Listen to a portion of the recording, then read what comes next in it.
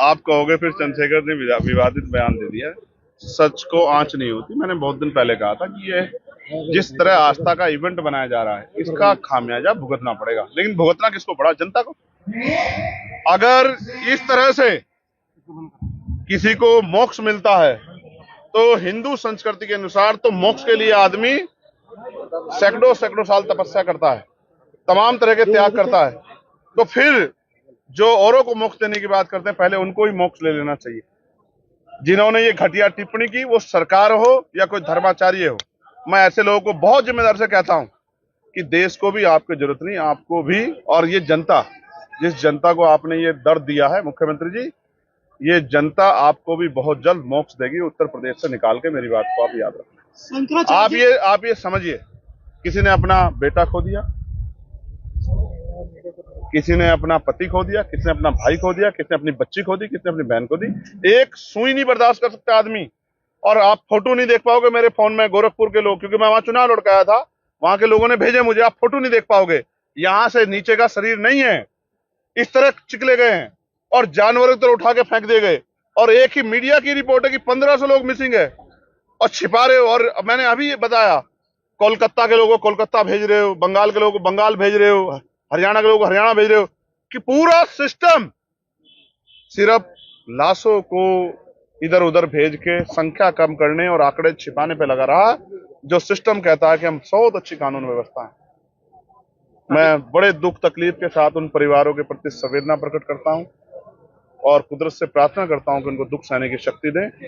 इसका दुख के समय में मैं उनके लिए, क्योंकि मैं उस शक्ति में नहीं, वरना तो उनको न्याय दिलाने के लिए जो भी इसमें आरोपी है, जिनकी लापरवाही से, उन पर भी कार्रवाई करता और कम से कम 1-1 करोड़ रुपए का मुआवजा उन परिवार को देता जिन परिवार ने अपने लोग को दिया।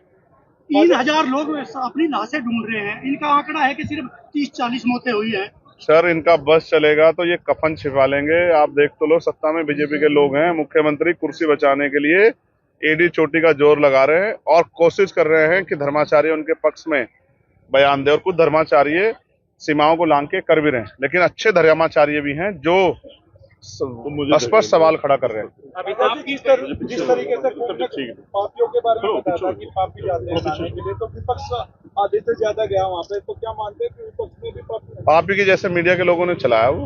आप ही ने बोला, मैंने तो ये बयान दिया कि जिसको हिंदू धर्म की मान्यता, आपने पढ़ा है भविष्य पुराण, आपने भविष्य, आप अपने नाम बता दो, और भविष्य पुराण शिव पुराण पढ़ा तो आप बताओ, तो मैं आपको अध्याय बता दूंगा जिसमें ये मान्यता है कि गंगा में जाके, और हम यहाँ रहते हैं सहारनपुर में, हरिद्वार, इसी यही मान्यता के साथ जाते हैं कि वहाँ अंतिम समय में की मोक्ष प्राप्ति होती है, पाप धुलते हैं, इसलिए जाते हैं लोग।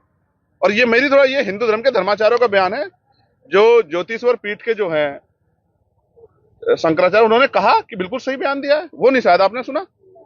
आप तो मीडिया के लोग, आप धर्माचार्य थोड़ा ही हो, तो शास्त्रार्थ करा लो, पता लग जाएगा आपको कि मैंने गलत कहा सही कहा। अच्छा, शंकराचार्य, और अगर मैंने गलत किया होता तो मुख्य, यहाँ तो सरकार 1 मिनट में मुकदमा लिख देती है। अगर मैंने गलत कहा होता, क्यों नहीं लिख पा रही? शंकराचार्य ने भी नसीहत दी है मुख्यमंत्री को। शंकराचार्य जी ने नसीहत दिया है कि मुख्यमंत्री को इस पद पर रहने लायक नहीं है आप। देखिए, जो मुख्यमंत्री अपनी कुर्सी के चक्कर में संवेदना भी खत्म कर दे, लोगों के दर्द का मजाक उड़ाए, झूठ बोले, आंकड़ा छिपाए, नैतिकता के आधार पर तो उनको खुद ही इस्तीफा देना चाहिए था। और वो नहीं देना चाहते तो वो कुर्सी से चिपके रहे, जनता दूर कर देगी।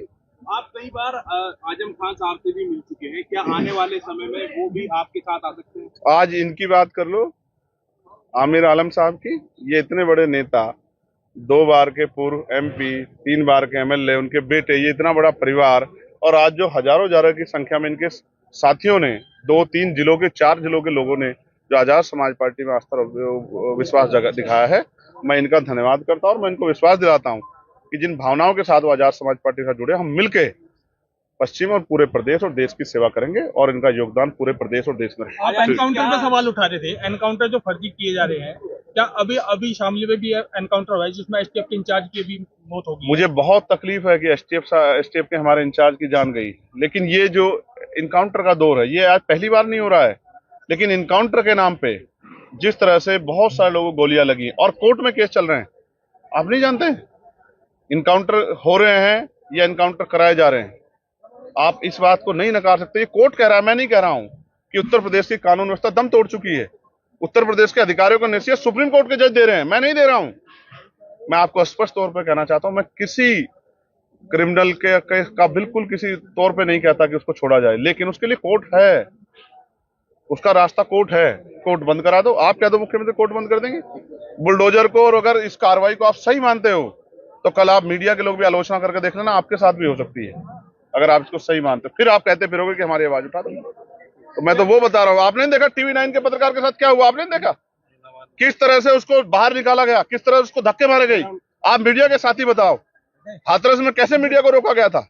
इसको लोकतंत्र मानते हो आप? मैं फिर कह रहा हूं, अन्याय करने वाले से अन्याय सहने वाला दोषी होता है। हम आवाज उठा रहे हैं और आपको भी अन्याय के खिलाफ मुखर होकर आवाज उठानी चाहिए। आज कोई पत्रकार बताओ जो नहीं बोल रहा हो। हर पत्रकार ने मुख्यमंत्री से सवाल कहा कि आपने आंकड़े छिपाए। ऐसे मुख्यमंत्री को आप अच्छा मुख्यमंत्री मानते हो? आप बताओ। आपके परिवार से शायद के आसपास रिश्तेदारी से भी कोई शायद पीड़ित नहीं हुआ है, वरना आपको एहसास होता कि जिन्होंने अपने खोए हैं उनके आंसू नहीं सूखे हैं। और मुख्यमंत्री जी खोरी राजनीति कर रहे हैं, सिर्फ आंकड़े छिपाने पे लगे हुए। क्या 2027 में भाजपा को हराने के लिए चंद्रशेखर आजाद जी आजाद समाज पार्टी का गठबंधन बसपा या समाजवादी पार्टी से? आजाद समाज पार्टी का गठबंधन जनता से होगा। हम लोकसभा में 2 सीट लड़े उत्तर प्रदेश में। आप उत्तर प्रदेश की जमीन की गर्मी को नहीं देख रहे हैं, उत्तर प्रदेश के लोगों की चिंताओं को नहीं देख रहे हैं। हम 2 सीट लड़े, एक जीते और दूसरी सीट पे 80,000 से ज्यादा वोट प्राप्त किए, जबकि वो वहां बॉर्डर पे है। आप ही मीडिया के साथी कहते हो कि पश्चिम की पार्टी, पश्चिम की। हमने वो नेपाल बॉर्डर पे लड़ा, डुमरियागंज, चेक करा लेना। राष्ट्रीय पार्टी को 33,000 वोट मिले। हमें जनता से गठबंधन करना है और हम मेहनत करेंगे। इसी जनता ने हमें नगीना जीता, और यही जनता, और मीरापुर में हमारे साथी अगर मेरी बात के साथ खड़े हो जाते तो मीरापुर में भी आजाद समाज पार्टी का प्रत्याशी जीतता। जिन लोगों ने दूसरी पार्टी को वोट दिया, अब वो आजाद समाज पार्टी वोट देते तो 10,000 की मात्रा से आजाद समाज पार्टी का प्रत्याशी संख्या से जीत के जाता। एक सवाल बोले, हरिद्वार के